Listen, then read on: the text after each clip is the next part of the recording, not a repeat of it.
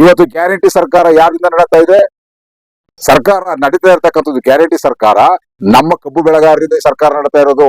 ಕಾನೂನಂತೆ ಕಾನೂನು, ಲಾಟಿಗೆ ನಾವು, ಊಟಿಗೆ ನಾವು, ಜೈಲಿಗೆ ನಾವು, ಜೈಲಿಗೆ ನಾವು.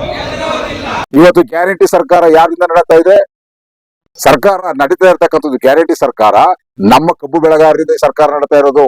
ದೇಶದ ಬಹುಸಂಖ್ಯಾತ ಆದಾಯವನ್ನ, ಬಹುಸಂಖ್ಯಾತ GST ಬಹುಸಂಖ್ಯಾತ ಹಣವನ್ನ ಪಾಲನೆ ಕೊಡ್ತಾ ಇರ್ತಕ್ಕಂಥವ್ರು ಯಾರು ಇದ್ರೆ ಈ ದೇಶದಲ್ಲಿ IT-BT ಕೊಡ್ತಾ ಇಲ್ಲ, ಶ್ರೀಮಂತ ಬಂಡವಾಳಶಾಹಿಗಳು ಕೊಡ್ತಾ ಇಲ್ಲ.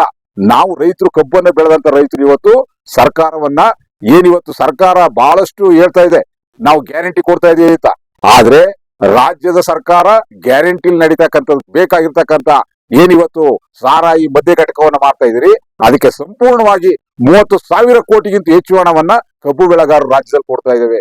ಅಂತ ಕಬ್ಬು ಬೆಳೆಗಾರರ ಬಗ್ಗೆ ಆಗ್ತಕ್ಕಂಥ ಶೋಷಣೆಗಳು, ತೂಕದಲ್ಲಿ ಮೋಸ, ಮತ್ತೆ ಇಳುವರಿಯಲ್ಲಿ ಮೋಸ, ಮತ್ತೆ ಸಕ್ಕರೆ ಕಾರ್ಖಾನೆಗಳ ಮುಂದೆ ತೂಕದ ಯಂತ್ರವನ್ನು ಹಾಕಬೇಕು ಅಂತೇಳಿ ಹೋರಾಟ ಮಾಡಕ್ ಹೋದ್ರೆ ಇವತ್ತರೆಗೂ ಕೂಡ ಸುಮಾರು 2 ವರ್ಷಗಳ ಹಿಂದೆನೆ ನಿಜಲಿಂಗಪ್ಪ ಸಕ್ಕರೆ ಸಂಶೋಧನಾ ಸಂಸ್ಥೆಯ ಸಹಯೋಗದೊಂದಿಗೆ ಸಕ್ಕರೆ ಕಾರ್ಖಾನೆಗಳ ಮುಂದೆ ತೂಕದ ಯಂತ್ರ ಹಾಕ್ತೀವಿ ಅಂತ ಹೇಳ್ತು. ಇವತ್ತರೆಗೂ ತೂಕದ ಯಂತ್ರ ಹಾಕಿಲ್ಲ.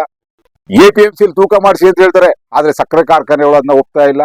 ಅಂದ್ರೆ ಇಲ್ಲಿ ಸರ್ಕಾರಗಳು ನಾನು ಹತ್ತಂತೆ ನೀನು ಸತ್ತಂತೆ ನಡೆಸುವಂತಕ್ಕಂಥ ಪರಿಸ್ಥಿತಿಯನ್ನ ನಿರ್ಮಾಣ ಮಾಡಿ ರೈತರನ್ನ ಒಂದ್ ಕಡೆ ಜಿಗಿಡ್ತಕ್ಕಂಥದ್ದು, ಮತ್ತೊಂದ್ ಕಡೆ ಮೂಗಿಗೆ ತುಪ್ಪ ಸವರ್ತಕ್ಕಂಥ ಕೆಲಸ ಮಾಡ್ತಾ ಇದ್ದಾರೆ.